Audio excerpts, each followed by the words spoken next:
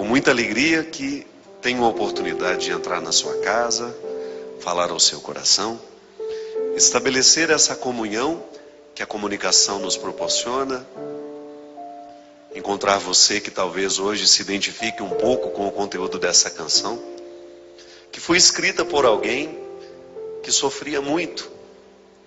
É interessante a gente identificar quando uma canção é mais que bonita. Ela tem alma. E dentro do discurso religioso nós dizemos que aquilo que tem uma alma superior tem mística. É uma palavra que nós usamos para dizer aquilo que dá sustento a uma realidade que tenha o poder de comunicar Deus. Eu me lembro que eu estava assistindo um filme outro dia, onde uma regente do coro estava fazendo um ensaio. Então ela queria um solo. Então ela estava escolhendo quem iria fazer o solo. E é muito bonita a cena quando uma das meninas começa a cantar e a regente diz para ela assim: olha, você canta muito bonito, mas ainda não é o suficiente para aquilo que eu preciso. Eu preciso ouvir Deus através de você. Não é interessante isso? Ali é mais do que uma técnica. É uma mística na maneira de cantar.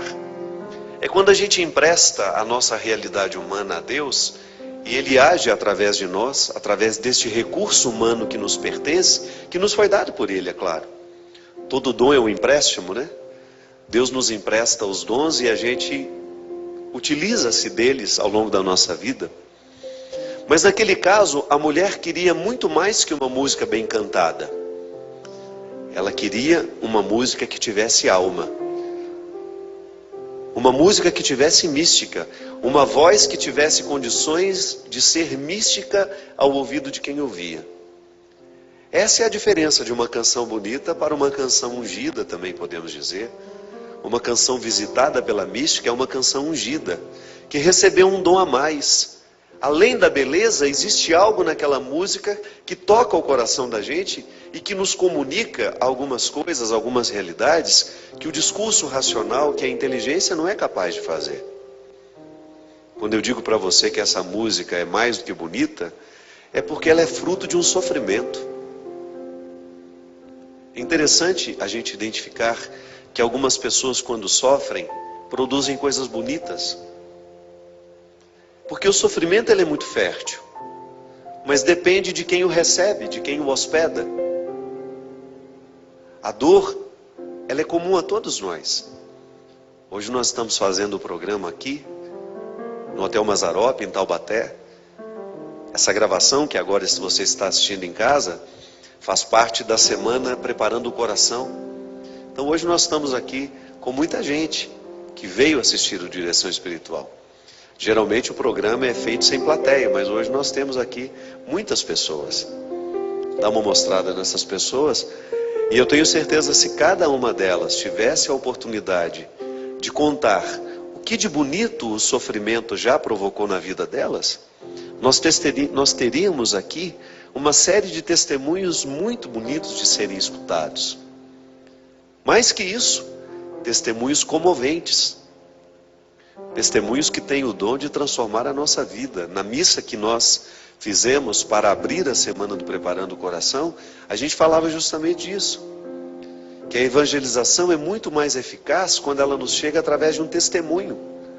Quando o pregador, por exemplo, não fala aquilo que aprendeu somente na teologia. É claro que você precisa de informações que ajudem a dar um sustento racional à sua fé.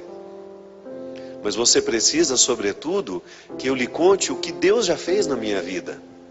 Então, se eu não sou um homem onde Deus tem a oportunidade de realizar uma obra, eu não teria o que dizer durante muito tempo.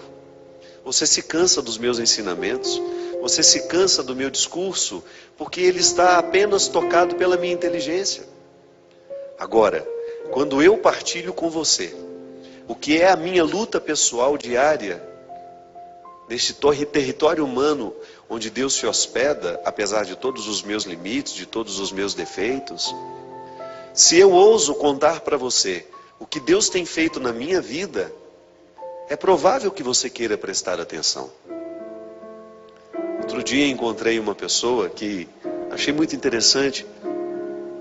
Ela me disse assim: eu não gosto de padre não. Ela já chegou falando assim para mim: não gosto muito de padre não. Mas outro dia eu estava assistindo o seu programa. Fui até numa festa de casamento que eu fui essa semana. Mas outro dia eu estava assistindo o seu programa. Eu fiquei prestando. No primeiro momento eu tive uma certa implicância. Aí depois eu parei para prestar atenção. E eu percebi que eu preciso de ouvir isso de vez em quando. Aí comecei a assistir o seu programa. E posso lhe falar que eu continuo não gostando de padre. Mas eu gosto muito de lhe ouvir. Aí eu disse para ela que eu me sentia muito honrado. E falei para ela: então já que você não gosta de padre, me dê a oportunidade de ser padre para você. E quem sabe você vai passar a gostar de mim. E você vai começar a gostar dos outros que você encontrar pela vida. Porque o padre, às vezes a gente não gosta do padre, por quê?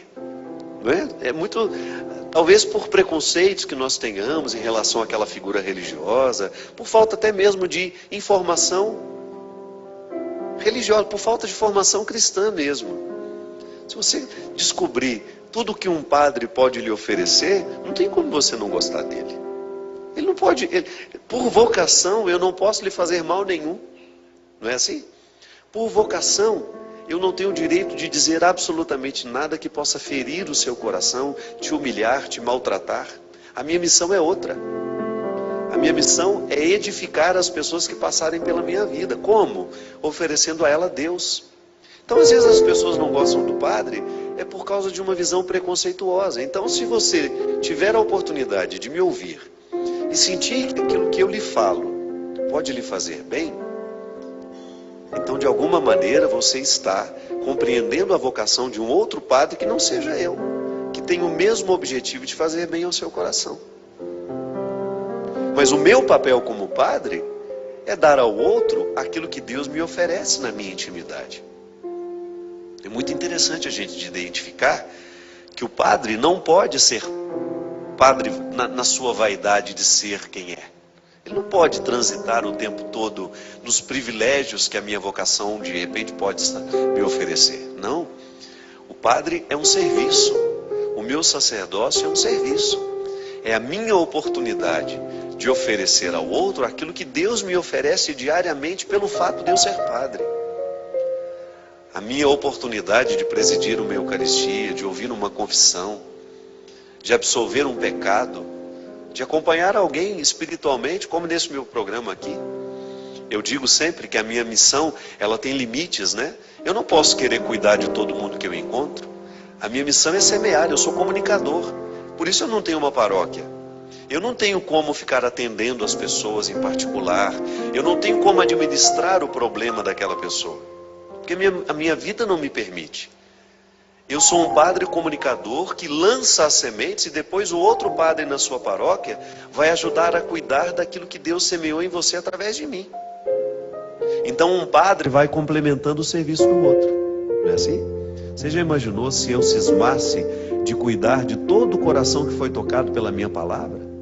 Não, a minha missão é continuar tocando, continuar lhe incomodando para que você viva o seu processo de fé, de transformação, de mudança lá na sua paróquia, com seu padre, fazendo a sua confissão com ele, participando da missa que ele preside. De vez em quando você me encontra através dos meus livros, me encontra através dos meus CDs, me encontra através das minhas palestras, mas quem vai dar continuidade àquilo que Deus semeou em você através de mim é o seu padre. Essa é a nossa vocação. É quando eu tenho a oportunidade também de, através do meu sacerdócio, olhar para todas as dores que a vida me fez viver e extrair uma coisa boa e partilhar com você. É assim que funciona a minha evangelização. É a oportunidade que eu tenho de partilhar o que Deus realiza em mim através das dificuldades que são próprias da minha personalidade, através do meu jeito de ser, e através de tudo aquilo que é penoso para mim. Aí você identifica que a evangelização, ela será diferente para cada um de nós, porque você também tem a oportunidade de evangelizar com a sua vida, que é diferente da minha. Pode ser que você tenha dificuldades diferentes da minha, pode ser que você tenha facilidades diferentes das minhas. Então, tudo aquilo que é próprio do seu jeito de ser, será a matéria-prima da sua evangelização. As dificuldades que você viveu, o que você fez daquelas dificuldades, como é que você superou, como é que Deus lhe ajudou a superar os seus problemas. Aí você começa a testemunhar de maneira muito simples, minha gente, de maneira muito direta. Às vezes nós temos uma maneira muito enganosa de compreender a evangelização. Às vezes a gente acha que o que converte o mundo são as grandes pregações, os grandes pregadores, os grandes encontros, os discursos do Papa, as encíclicas que ele escreve. Não é não. O que transforma a sociedade e que faz com que esse mundo possa ser mais cristão é o que vocês dividem no dia a dia de vocês, entre vocês. É a vida cristã miudinha, sabe? Que não tem propaganda, que não tem muita repercussão. Eu sempre digo isso. São os bastidores, esses desconhecidos de todos nós. É ali que Deus está sendo semeado. É você que semeia Deus no coração do seu amigo, através do seu testemunho de vida. Quando ele percebe que você está aí, lutando diariamente com as suas dificuldades, com as suas mazelas, e que está dando certo com você. Às vezes nós temos a pretensão de que a evangelização sairá dos grandes centros. É claro, nós vamos ter sempre a oportunidade de estar em grandes lugares, com grande número de pessoas, para manifestar publicamente o que acreditamos, para celebrar publicamente o que acreditamos. Mas não se engane, essas grandes celebrações são apenas envios. Elas nos enviam para os particulares das nossas vidas. Não existe cristianismo sem bastidores bem vividos, não. De nada vale o Papa ser essa figura simpática nos dias de hoje, ser essa figura carismática, nos comunicar de maneira tão simples o Evangelho, se a gente não acolhe esse Evangelho e vivencia ele no nosso dia a dia, demonstrando de maneira muito prática que Deus está acontecendo em nós. Porque senão fica... O que nós podemos tocar do cristianismo?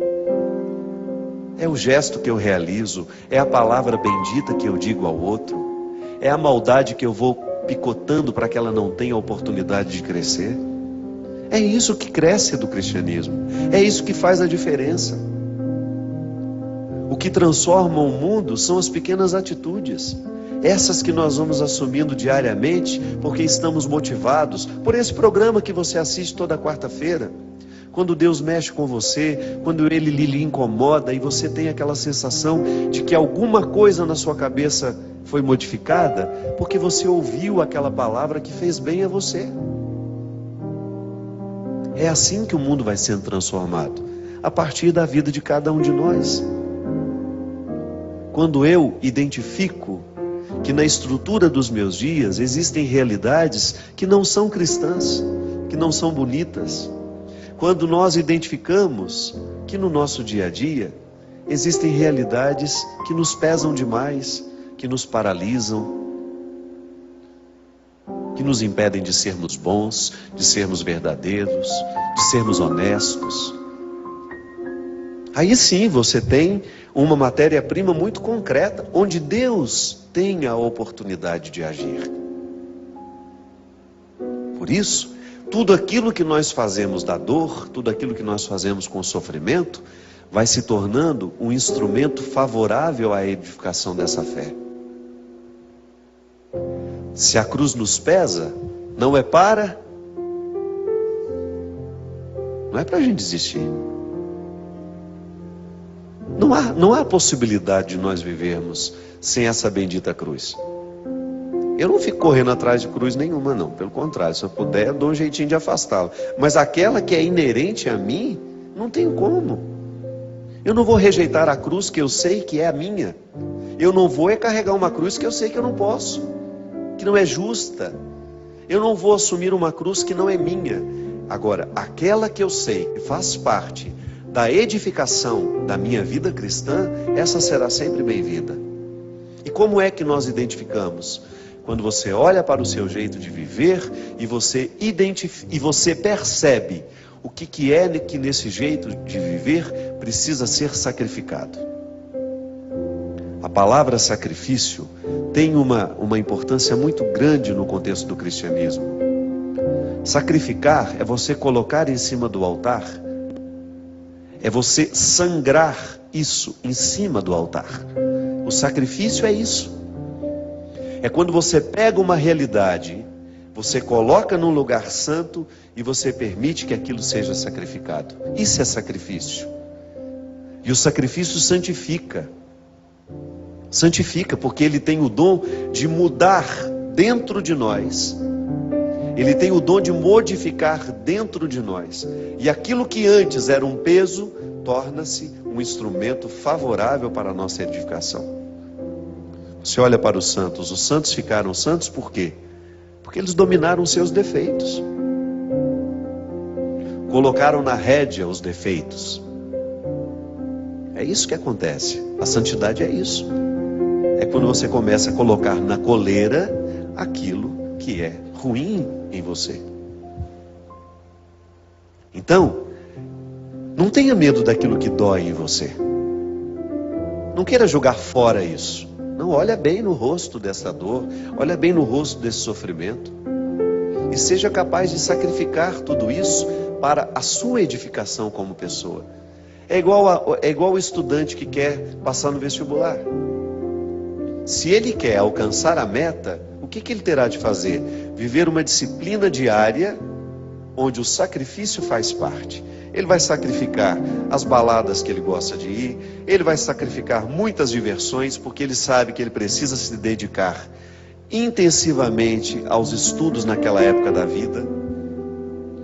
Então ele coloca no altar, onde ele reconhece o que é importante, no altar onde fica tudo santificado, transformado, ele coloca isso para que ele tenha condições de perceber, de retirar do contexto do todo, para ficar particular, ele olhar devagar para aquilo e ser capaz de extrair daquele sacrifício que ele está fazendo o seu benefício.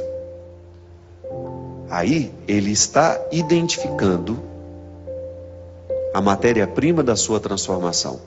Não é possível alcançar a meta final que ele pretende se ele não sacrificar nos seus dias aquilo que precisa ser sacrificado para que tenha condições de alcançar.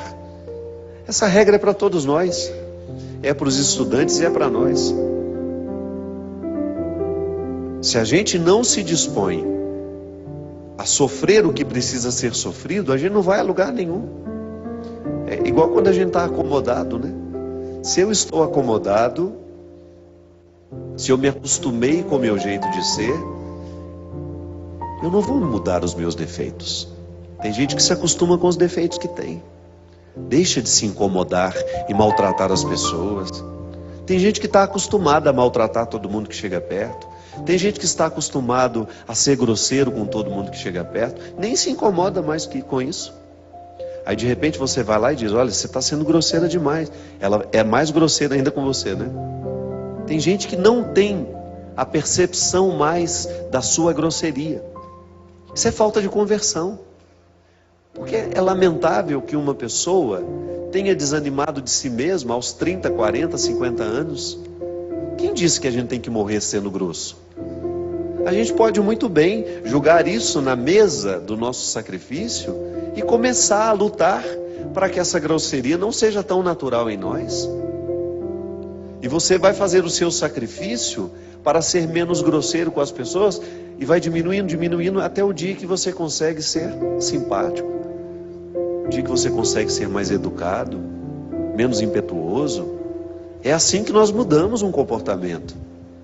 Todo mundo, minha gente. Aqui nós temos uma série de realidades que precisam ser modificadas.